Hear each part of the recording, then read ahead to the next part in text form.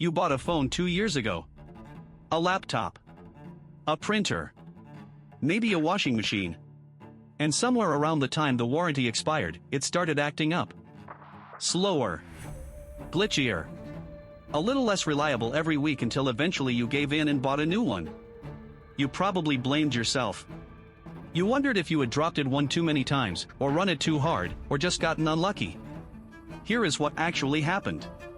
You got exactly what they designed you to get.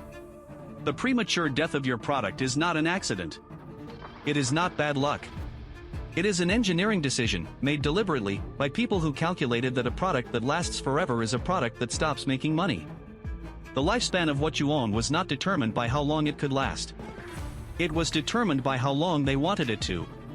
And they have the receipts. This is not new. The first documented case of a corporation deliberately engineering a shorter product life happened in 1924.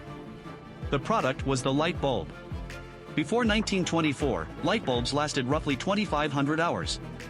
Then, in January 1925, a group of the most powerful electrical companies on Earth, including General Electric, Philips, and Osram, held a secret meeting in Geneva. They formed what became known as the Phoebus cartel. And the purpose of that cartel was not to improve the light bulb. It was to make it worse. The cartel agreed to artificially cap the life of every light bulb they manufactured at 1,000 hours, cutting the lifespan nearly in half. Engineers who produced bulbs that lasted longer were fined. The cartel hired its own testing laboratory to enforce compliance. And for the next 2 decades, every light bulb sold in the Western world died twice as fast as it needed to, because the companies that made them decided a longer-lasting bulb was bad for business. The Phoebus cartel dissolved after World War II. The principle survived. You felt it on your phone. In 2017, a Reddit user named TechFire noticed something strange. After installing a new iOS update on his iPhone 6s, it slowed down dramatically. When he replaced the battery, the phone returned to full speed. He posted his findings. The internet tested it. The pattern held across thousands of iPhones. Apple, the most valuable company on Earth, had been secretly using software updates to throttle the performance of older iPhones. They called it battery management. They framed it as a feature to prevent unexpected shutdowns. But they never told their customers. They did not mention it in the update notes. They did not offer a warning. They just quietly made your old phone feel slow enough that buying a new one started to feel reasonable. When caught, Apple released a statement saying the slowing was to protect battery health. It would have been more believable if they had not hidden it for over a year.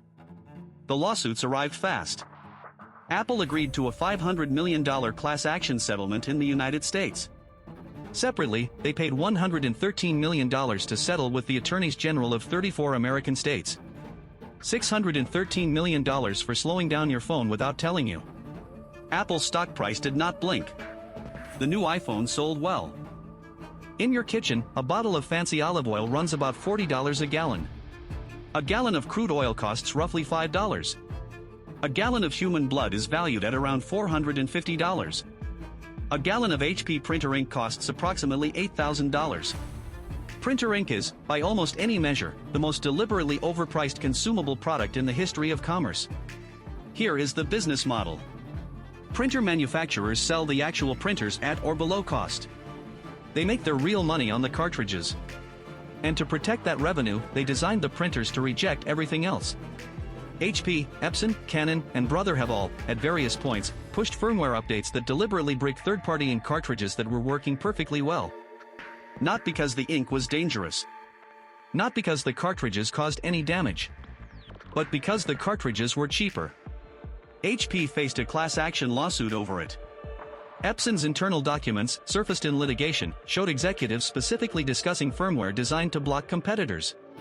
And the printers themselves are engineered to deceive. Studies found that ink cartridges are flagged as empty with between 30 and 40% of ink still remaining inside.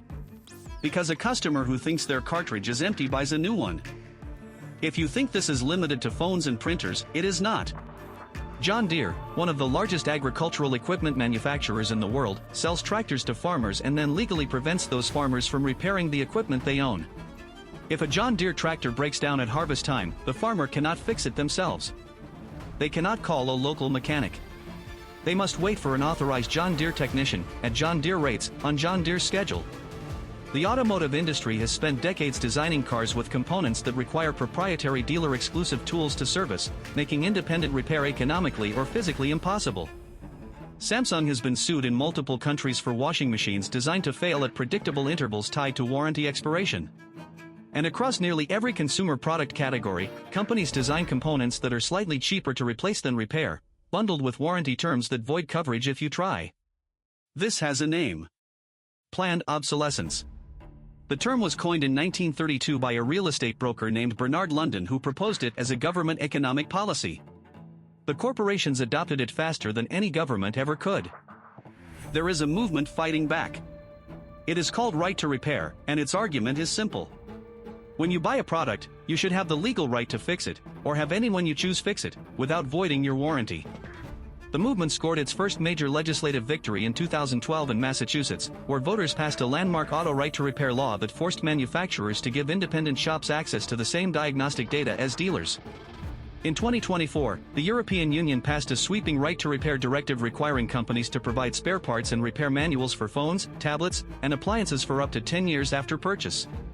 In the United States, 29 states introduced right to repair legislation between 2020 and 2024. Most failed. Not because the bills were unpopular. A 2022 survey found that 84% of Americans supported right to repair laws. They failed because Apple, John Deere, medical device manufacturers, and others collectively spent tens of millions of dollars lobbying against them. The companies that profit from your inability to fix things spent small fortunes making sure that remained the law. Here are the receipts. 1924, Phillips and Osram held a secret meeting in Geneva and agreed to cap light bulb life at 1,000 hours, cutting the lifespan nearly in half, and find engineers who made bulbs that lasted longer. 2017, Apple was caught secretly throttling older iPhones through software updates without telling customers. They paid $613 million across 2 settlements. Printer manufacturers including HP and Epson pushed firmware updates specifically engineered to disable working third-party cartridges, while flagging cartridges as empty with up to 40% of ink remaining. John Deere legally prevents the farmers who bought their tractors from repairing them without an authorized technician. And across 29 states, the companies doing all of this spent tens of millions lobbying to kill the bills that would give you the right to fix what you already paid for. Your product does not wear out. It is retired. On a schedule that was written before you ever opened the box. You were not unlucky. You were managed. That is the